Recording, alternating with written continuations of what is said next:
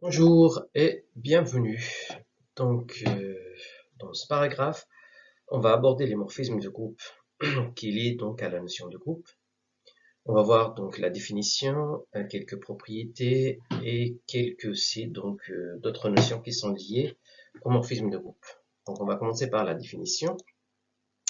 Alors, si j'ai donc deux groupes G étoile et G prime étoile, eh ben, un morphisme de groupe, c'est tout simplement une application de G vers G' qui vérifie, quel que soit x, y appartient à G carré, f de x étoile y est égal à f de x étoile prime f de y. Donc, notons ici que étoile ici, parce que x, y, ils sont dans G, et étoile prime, parce que f de x, elle est dans G', et f, elle est dans G' aussi. Donc, on va voir un exemple. Ou des exemples plutôt. Alors, si je prends Z plus et R plus étoile fois, qui sont deux groupes, alors l'application qui à chaque entier relatif n fait correspondre 2 exposants n est un morphisme de groupe. Pourquoi? Tout simplement, donc il s'agit donc des propriétés des puissances 2 exposant n plus 1, c'est tout simplement 2 exposant n fois 2 exposant m. Donc ça transforme les plus ici, donc de z plus, vers les multiplications de r plus étoile. Deuxième exemple, je vais donc de r étoile plus fois vers r plus, à chaque x fait correspondre ln de x. Alors, d'après les propriétés de ln de x, si je prends deux éléments de r plus étoile, eh bien, ln de x, y est égal à ln de x plus ln de y. Voilà pourquoi cette application est un morphisme de groupe. Un troisième exemple, je vais donc de C vers C. Cette fois-ci, je vais correspondre à chaque nombre complexe son conjugué. Alors, on sait très bien d'après les propriétés du conjugué que le conjugué d'un produit est le produit des conjugués. Ce qui veut dire que cette application-là est un morphisme de groupe. Alors, on va voir quelques vocabulaires. Alors, le premier, c'est lorsque on va d'un groupe dans lui-même avec la même loi de composition interne. Dans ce cas-là, le morphisme s'appelle un endomorphisme. C'est par hasard un morphisme de groupe et bijectif, on l'appelle un isomorphisme. Et deux groupes sont isomorphes lorsque il y a un isomorphisme entre les deux. Et bien sûr, la bijection réciproque d'un morphisme de groupe, d'un isomorphisme est un isomorphisme. Et deux groupes sont dits isomorphes lorsqu'il existe un isomorphisme de groupe entre les deux.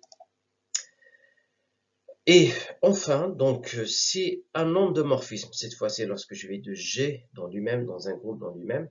Lorsque c'est un isomorphisme, ben, on l'appelle dans ce cas-là un automorphisme. Et l'ensemble des automorphismes se note haute G. Allez, on va voir aussi quelques remarques concernant la composée de deux morphismes et un morphisme. C'est-à-dire, si je prends trois groupes G, G' et G seconde avec leur loi étoile, étoile prime et étoile seconde consécutif, et si je prends F, un morphisme de G vers G' et que H, un morphisme de G' vers G seconde. Alors, la composée de F avec H est un morphisme de G' vers G seconde. En effet, eh bien, si je prends deux éléments de x, y dans G au carré, il faut que j'arrive à démontrer que H rang F de x étoile y, ça va faire H rang F de x étoile seconde H rang F y. Alors, par définition, H rang F de cette quantité, donc ça va faire H de F de x, y. Et là, on va utiliser le fait que F est un morphisme pour avoir f de x étoile prime f de y. Voilà, donc j'ai f de x étoile prime f de y. Encore une fois, le fait que h est un morphisme, ça me permet aussi donc de séparer là. Donc je vais avoir h de f de x, et cette fois-ci, comme cet élément-là, elle est dans g seconde, donc je vais avoir étoile seconde ici, h f de y. Et ça, par définition, c'est h rang f, et là, c'est h rang F. Voilà ce qui permet donc de démontrer que H en F est un morphisme de groupe. Alors, on va voir une proposition. Donc, si F est un morphisme d'un groupe G vers un groupe G' étoile prime, alors le premier point, c'est que F envoie l'élément neutre de G sur l'élément neutre de G'. Ensuite, deuxième point, F de l'inverse d'un élément, c'est F de X, en fait, c'est F de l'élément, l'inverse de l'image. Donc, F de X moins 1. On va démontrer ça, preuve. Donc, le premier point, on veut démontrer que F de E égale à E'. Or, on sait que E est un élément neutre, qui veut dire que F de E égale à F. Alors, le E ici, je peux l'écrire sous la forme de E étoile E, puisque E est un élément neutre. Et je vais utiliser le fait que F est un morphisme pour séparer. Donc, je vais avoir F de E étoile prime F de E. Voilà. Or, F de E, c'est en même temps F de E étoile prime E', puisque E' est un élément neutre de G'. Ce que je vais avoir que cette quantité est égale à celle-là. Or, on est dans un groupe qui est G'. Dans ce cas-là, je peux bien simplifier. Donc, F de E, je simplifie F de E, c'est-à-dire, je multiplie à gauche par F de E moins 1, comme ça, je vais avoir l'élément neutre ici et l'élément neutre là. Ce que je vais récupérer que F de E égale à, le F de E ici est égal à E'. Et voilà, le premier point est démontré. On passe au deuxième point. Quel que soit X appartient à G, alors, qu'est-ce qu'on sait? On sait que F de X étoile X', d'une part, égale à F de X étoile prime F de X', X moins 1, puisque F est un morphisme de groupe. Et d'autre part, F de X étoile X moins 1, puisque X moins 1, ça c'est l'élément neutre, donc ça fait E, égale à F égale à E'. Voilà, qui veut dire que cette quantité égale à E'. Et le fait que ça fait ça, je vais multiplier ici à gauche par F de X moins 1. Comme ça, je vais avoir l'élément neutre ici, de G'. Et par là, je vais avoir F de X, voilà, X posant moins 1. Et donc, on vient de démontrer que le deuxième point est vrai aussi. Très bien. Alors, on va voir une notion qui est liée au morphisme de groupe. Il s'agit donc du noyau, qui est une notion très très importante en algèbre, qu'on utilise le plus souvent. Alors, on va voir, donc, c'est quoi un morphisme de groupe?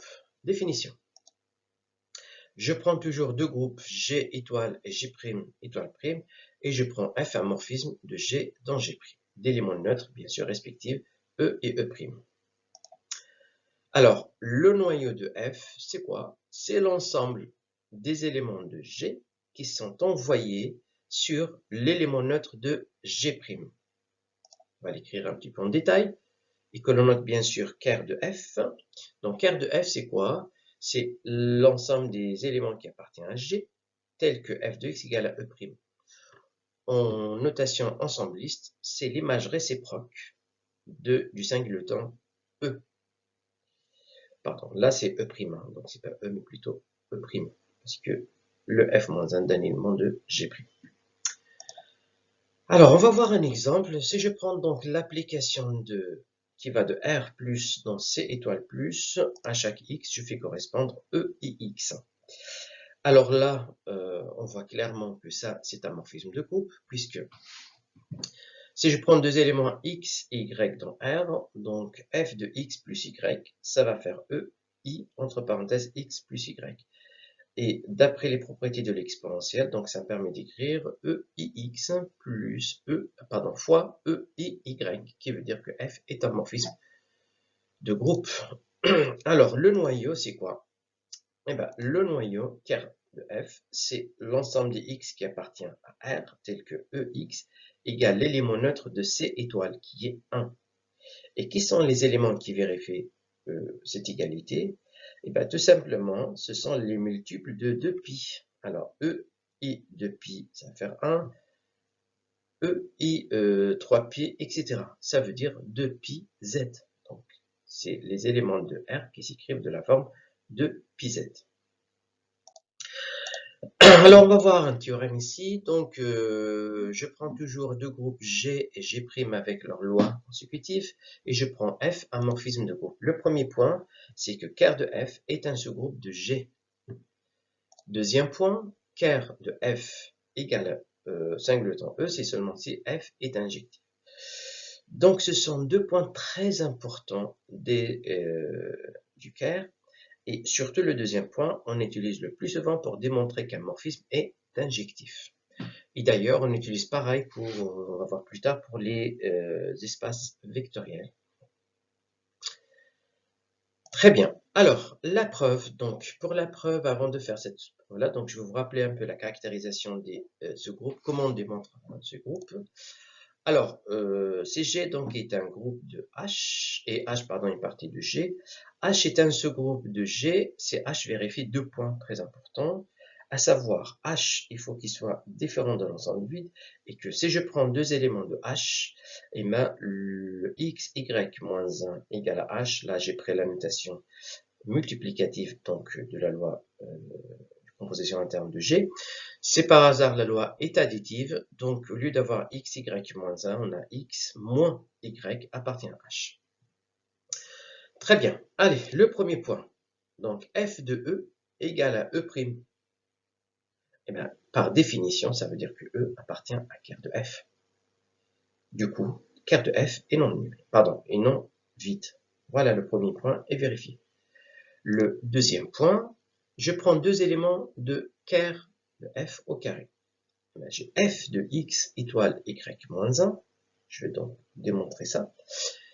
Le fait que f est un morphisme, ça me permet de séparer ici. Donc, je vais avoir f de x étoile prime f de y moins 1.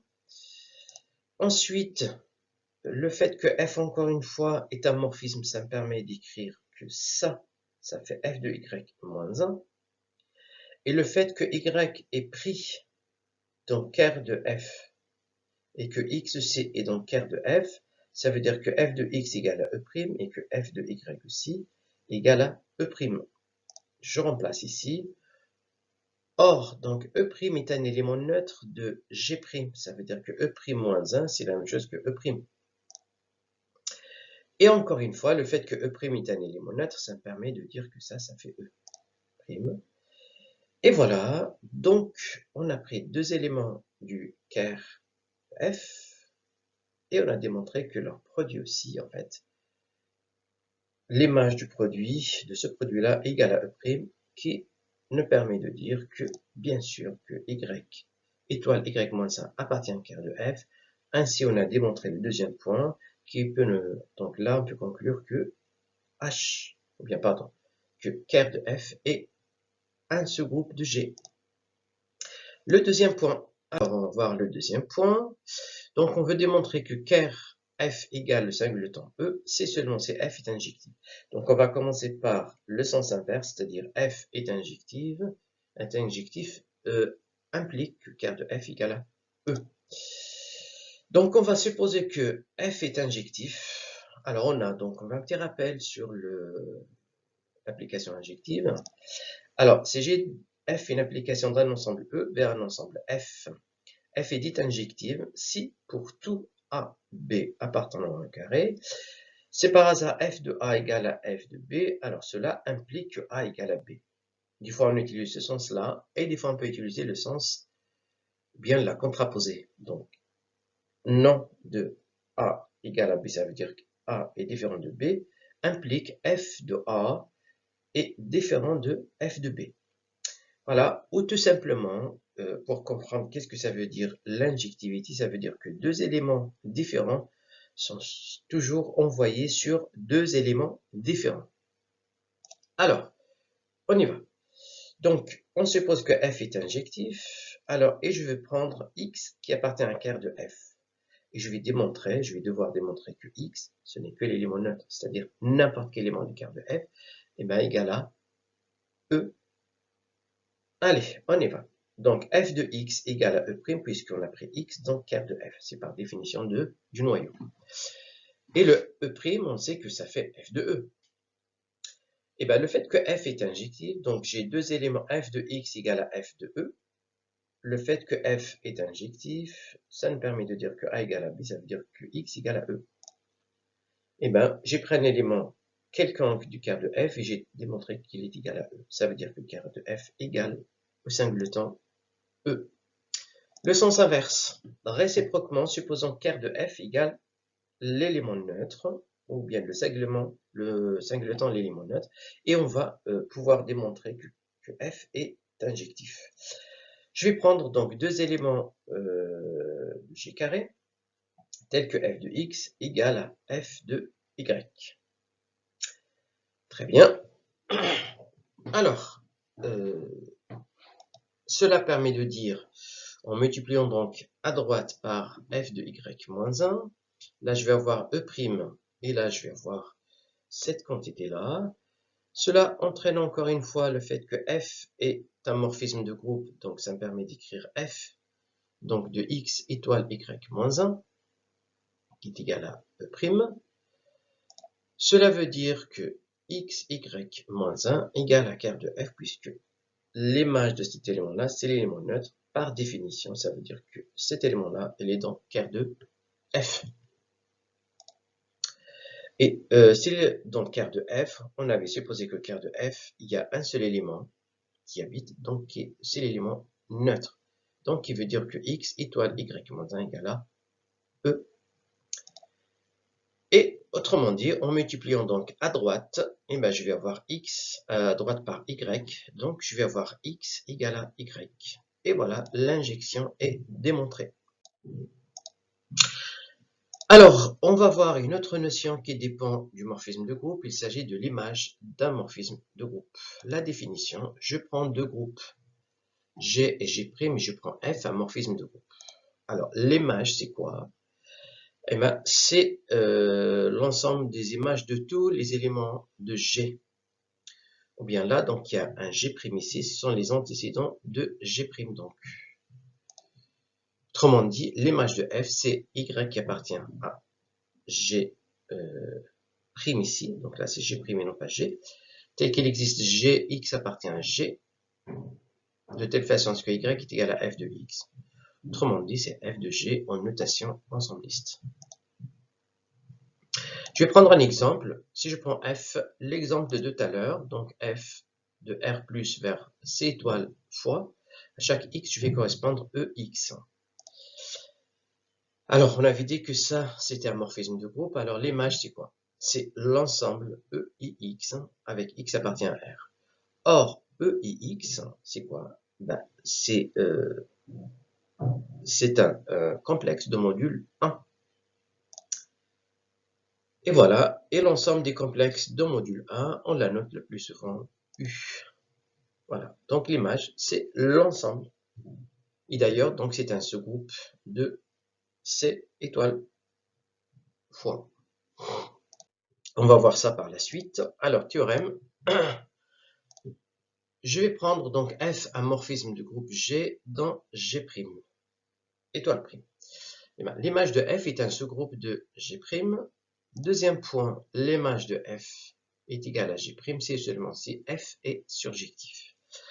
Le premier point à démontrer, donc, bien sûr, on sait que l'image de F, juste un petit rappel, égale à Y appartient à G' ici et non pas G, comme on avait dit tout à l'heure, tel que il existe X appartient à G avec Y est égal à F de X. Tout simplement F de G. Donc, on va montrer que l'image de F est un sous-groupe de G. Alors, comme tout à l'heure, un petit rappel, voilà, donc il faut vérifier deux points pour démontrer un sous-groupe. Je vais démontrer d'abord que H est différent de l'ensemble vide de... Oui, voilà, donc là, on sait que F de E égale à E', qui veut dire que, bien sûr, que l'image de F, alors là, il n'y a pas étoile, l'image de F égale l'ensemble, est différent, pardon. Ça, c'est différent de l'ensemble vide, puisque j'ai déjà E' dans cette partie-là, donc F de E. Alors, on va voir le deuxième point. Je vais prendre deux éléments y et y' qui sont dans l'image de f au carré.